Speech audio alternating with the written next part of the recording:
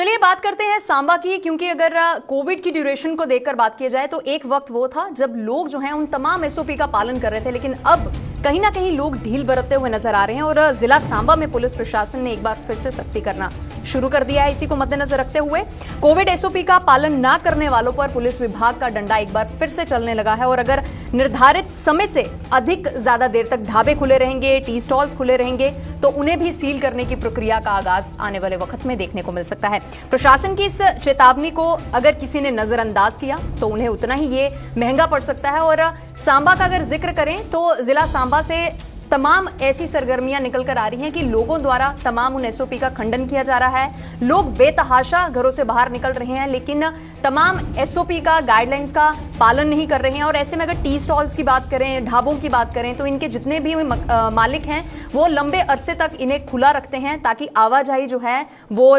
दिन में भी और रात में भी वहां पर देखने को मिले, और जिसकी वजह से कोविड के केसेस जो हैं उसमें आने वाले दिनों में अगर इजाफा होता है तो कहीं ना कहीं ये एक बहुत बड़ी चिंता का अंदेशा जो है वो लगता हुआ नजर आ सकता है। अगर विशेषज्ञों की बात करें उनका भी यही कहना है कि सितंबर से अक्टूबर का ये जो महीना है, थर्ड वेव को लेकर, तीसरी लहर को लेकर कहीं ना कहीं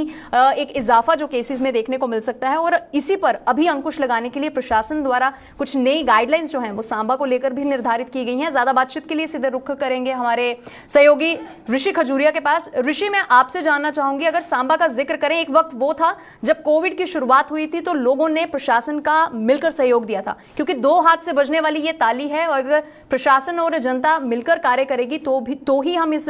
महामारी पर जंग जो है और जिस जंग का आगाज किया है इस पर विजय जो है वो हासिल जरूर कर पाएंगे। लेकिन अभी की अगर बात करें तो एसओपी की धड़ल्ले से धज्जियां उड़ाई जा रही हैं और ऐसे में प्रशासन को जो है सख्ते में आना पड़ा है और प्रशासन का डंडा एक बार फिर से जिला सांबा में देखने को मिल रहा है। क्या कुछ और डिटेल्स हैं, जरा बताइए हमें।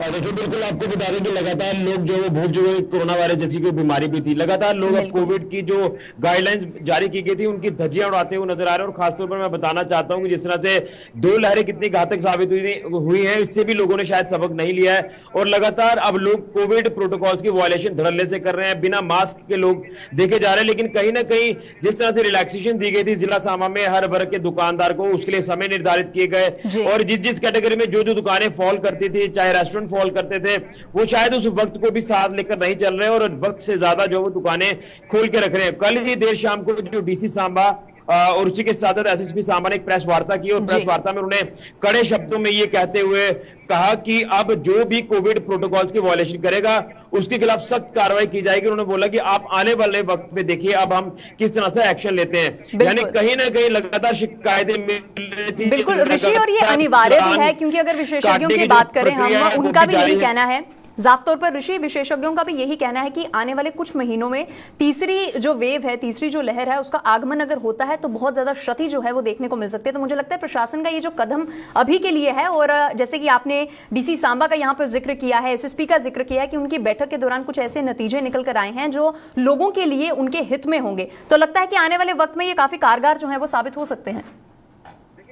देखिए, बिल्कुल अगर लोगों ने अभी भी नहीं समझा तो उनके लिए काफी घातक साबित हो सकता है, उनके परिवार के लिए घातक साबित हो सकता है। और आप देख रहे हैं कि लगातार जो मामलों में वृद्धि है पूरे देश भर में अब नोट हो रही है। तो यहां से अंदाजा लगा सकते हैं कि जो विशेषज्ञ कहते हैं कि तीसरी लहर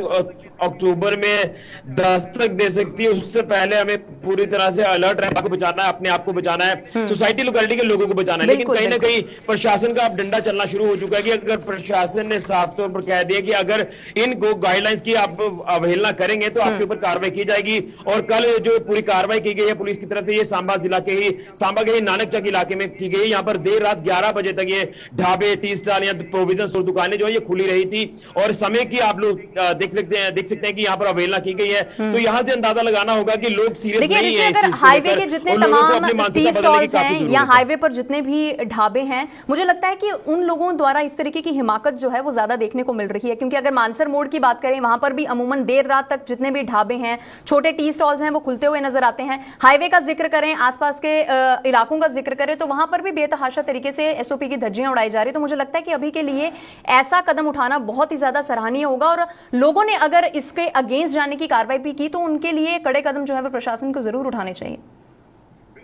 बिल्कुल आपने सही कहा, मानसर मोड़ इलाका हो या कई अलग अलग हाईवे के इलाके हो, यहाँ पर इन लोगों को ऐसा लगता है कि शायद पुलिस यहाँ तक नहीं पहुंच पाएगी। जी। और लगातार शिकायतें मिल रही थी कि जब आपने टाइम जो वो रेस्टोरेंट के लिए 10 बजे का निर्धारित किया, बाकी दुकानों के लिए 7 बजे तक का निर्धारित किया है, तो बाकी दुकानें 7 बजे बंद हो जाती है शहर के आसपास जो दुकानें जी। हैं। लेकिन आउटस्कर्ट्स में जो दुकानें हैं वो सोचते हैं कि यहाँ तक पुलिस नहीं पहुंच पाएगी, यहाँ हमारे पर कोई कार्रवाई नहीं की जाएगी। लेकिन लगातार शिकायतें मिल रही थी और इस चीज को डीसी सांबा ने भी माना है और उसी के साथ एसएसपी ने भी माना है कि हाँ, यहाँ पर लोग जो है वो हमारे कहने के बावजूद भी इस रिलैक्सेशन का जो है वो अब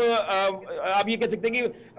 गलत फायदा उठा रहे हैं। तो उसी चीज को देखते हुए यहाँ पर मुझे लगता है ऋषि, लोगों की है। एक सहूलत के लिए हर एक एसओपी को बनाया गया और ढील भी उसी हिसाब से दी गई। लेकिन अब लगता है कि जैसे आपने शुरुआत होने से पहले ही आपने बता दिया कि लोगों के जहन से कोरोना महामारी का एक खौफ जो है वो निकल गया है उनके हिसाब से कि कोरोना है ही नहीं है। तो मुझे लगता है कि कहीं ना कहीं उन्हें वापस से वो पहलू याद करवाने के लिए अभी थोड़ी सख्ती करना और पुलिस विभाग का जिस तरीके से डंडा चल रहा है वो अभी के लिए बहुत ज्यादा अनिवार्य भी है, ताकि आने वाले वक्त में जो तीसरी वेव का ये जो क्षति हमारे युवाओं तक ना पहुंचे उसके लिए अभी से स्टेप्स जो हैं वो लेना काफी ज्यादा जरूरी हो जाएगा। बिल्कुल जरूरी होगा और यहाँ पर मैं आपको बता दूं कि लोगों को मानसिकता बदलने की काफी ज्यादा जरूरत है और अगर मानसिकता नहीं बदलेगी तो इसके जो परिणाम होंगे वो काफी घातक साबित हो सकते हैं। आपको रिस्क हो सकता है, आपके परिवार को रिस्क हो सकता है। और ये भी आपको बता दें कि जब नाका पॉइंट्स को देखा जाता है, लोग पुलिस को देखकर मास्क जो वो पॉकेट से निकाल लेते हैं। जब वो नाका पॉइंट को क्रॉस कर देता है तो मास्क दोबारा से उनकी पॉकेट में आ जाता है। यानी एक जो ये जो फॉर्मेलिटी कर रहे हैं, ये फॉर्मेलिटी आने वाले दिनों में कितनी घातक साबित हो सकती है शायद इनको अंदाजा नहीं है। लेकिन शायद इन्होंने वो पिछली तस्वीरें नहीं देखी हैं जो 2 लहरें कितनी घातक साबित हुई थी। उस वक्त को याद कर चलना चाहिए। जो तीसरी लहर है वो कभी भी दस्तक दे सकती है और काफी घातक साबित। बिल्कुल ऋषि, आपने बिल्कुल सही फरमाया है कि लोग ये जो फॉर्मेलिटी कर रहे हैं, ये फॉर्मेलिटी करने का अभी वक्त नहीं है। हमें एक सिंसेरिटी से हर एक एसओपी का पालन जो है वो जरूर करना चाहिए। चलिए, बहुत बहुत शुक्रिया ऋषि तमाम जानकारी हमारे साथ साझा करने के लिए और बताने के लिए कि अगर लोगों को लेकर सरकार द्वारा, प्रशासन द्वारा हर एक एसओपी बनाएगी या हर एक सहूलत बनाएगी तो उसका आप अवैध रूप से एक इस्तेमाल ना करें, क्योंकि आपकी सहूलत के लिए हर एक कार्य किया जा रहा है, आपकी जिंदगी को बेहतर बनाने के लिए कार्य किया जा रहा है। और फॉर्मेलिटी जैसे मास्क पहनना, जैसे पुलिस विभाग को आते देखकर आप हेलमेट पहन लेते हैं और वही अभी मास्क पहनने का अनिवार्य जो है वो कहीं ना कहीं अनिवार्य नहीं रहा है, वो लोगों के लिए एक फॉर्मेलिटी बनती हुई नजर आ रही है। मुझे लगता है उस पर पुलिस विभाग का डंडा अगर चलना शुरू हुआ है तो बहुत ही ज्यादा सराहनीय है।